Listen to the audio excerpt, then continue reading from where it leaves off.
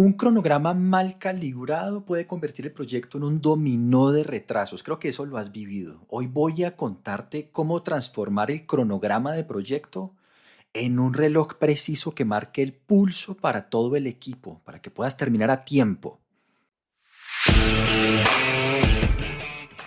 Hola, soy Mauricio Espina, fundador de Proyectiza y esto es Mr. Project, un espacio donde comparto contigo mi experiencia en dirección organizacional de proyectos para ayudarte a certificarte, crecer profesionalmente y liderar con impacto.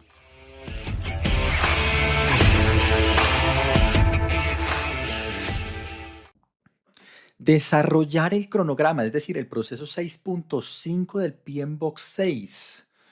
Toma todos los procesos previos, es decir, la secuenciación de actividades, la estimación de duraciones, por supuesto, antes la definición de esas actividades, y las convierte en un modelo vivo para ejecutar y monitorear el proyecto posteriormente.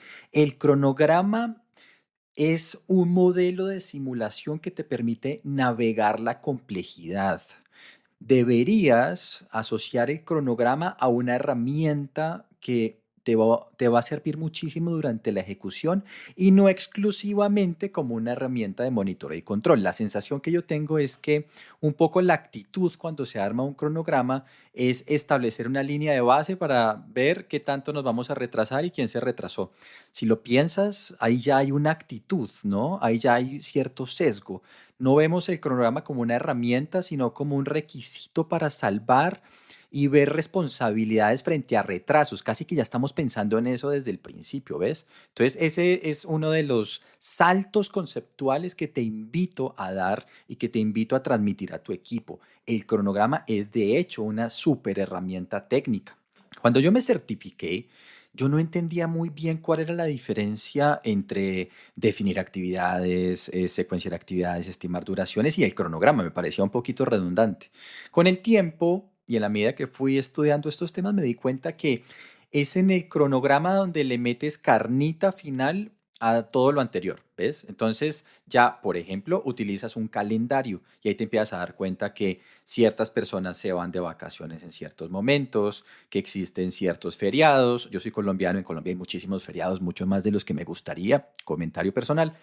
Em, los diferentes usos horarios de los diferentes recursos, etcétera. Y es ahí donde te das cuenta que en principio y de forma teórica, en el vacío del espacio, una red de proyecto puede verse matemáticamente de 45 días y un momento a otro se estira a 60 días, producto de esa gran cantidad de interacciones de calendarios y disponibilidades que se dan.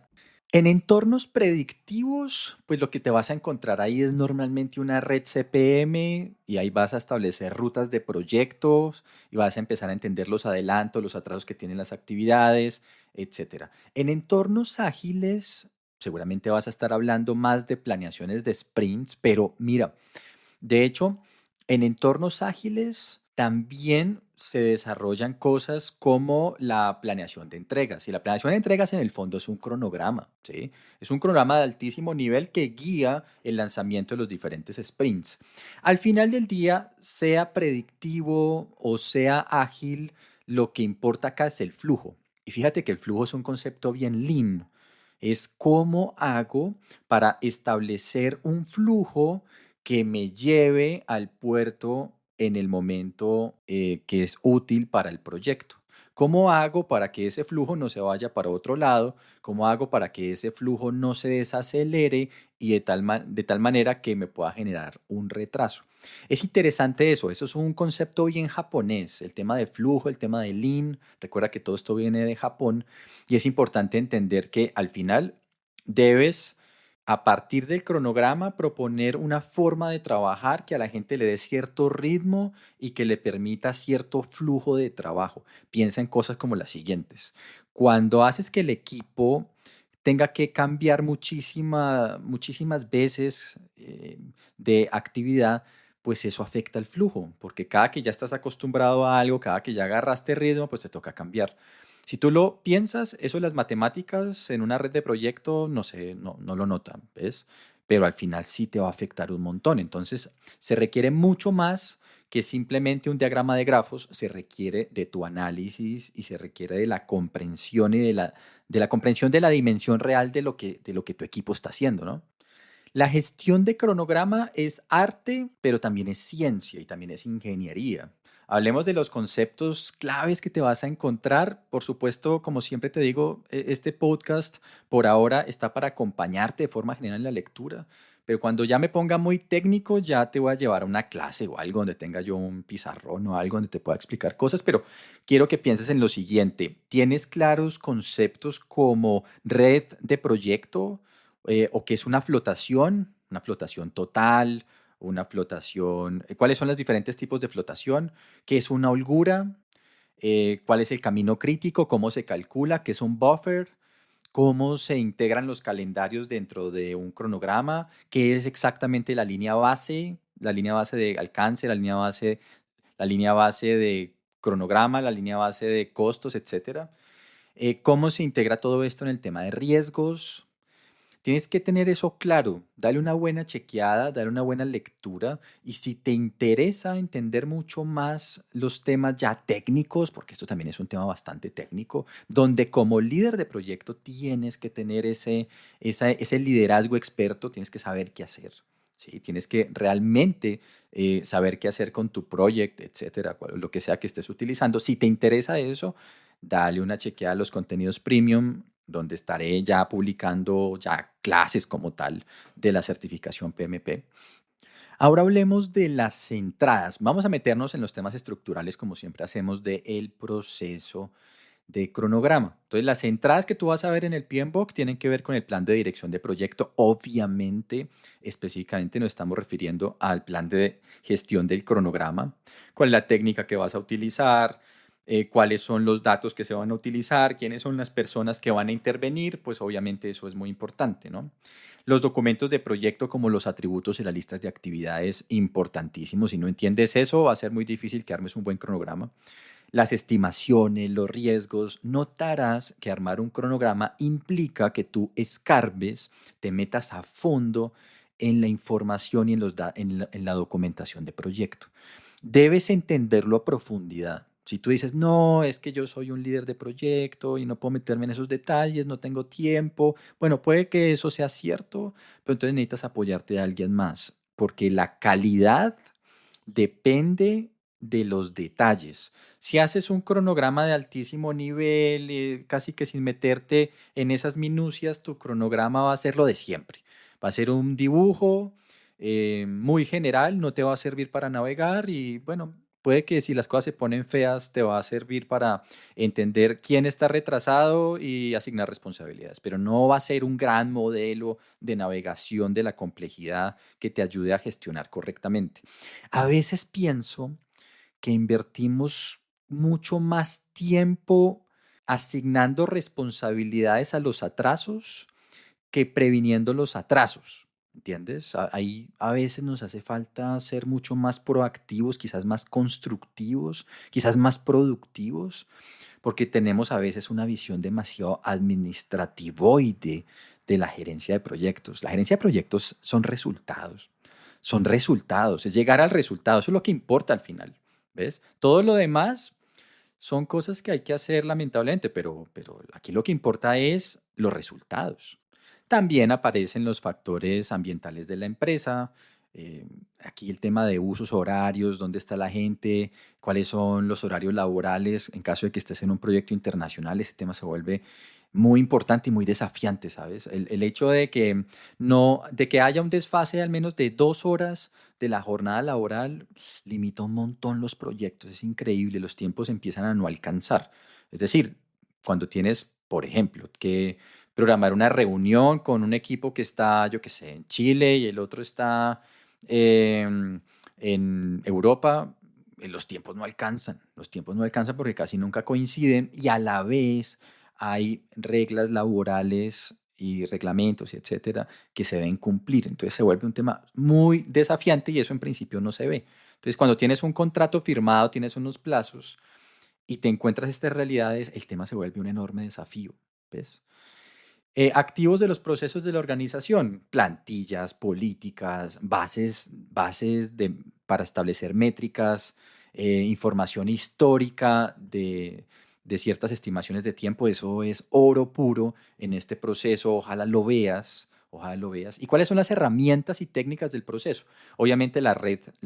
Debes saber hacer una red de proyecto compleja de 40, 50 nodos a mano, a mano. Ese es el desafío que te pongo. Es decir, hazla en project y después hazla a mano. Y te tiene que dar lo mismo. Si no te da lo mismo, tienes que aprender algunas cosas. Ese es el truco, ¿ves? Después, cuando te hayas certificado y sepas mucho del tema, listo, está bien, no lo vuelvas a hacer, pero tienes que saber qué es lo que estás haciendo a profundidad, a profundidad. Eso es el mensaje que te quiero dejar hoy. Evita esos enfoques en los cuales todo lo ves de forma superficial. Ese es un enfoque peligroso, porque entonces en realidad no sabes mayor cosa y eso afecta mucho tu toma de decisiones. Tienes que ser una líder o un líder, pero de esos que saben de verdad. Eso es lo más importante. Eso, de hecho, vas a transmitir mensajes correctos y créeme que vas a tener un liderazgo mucho mejor. La gente siente eso.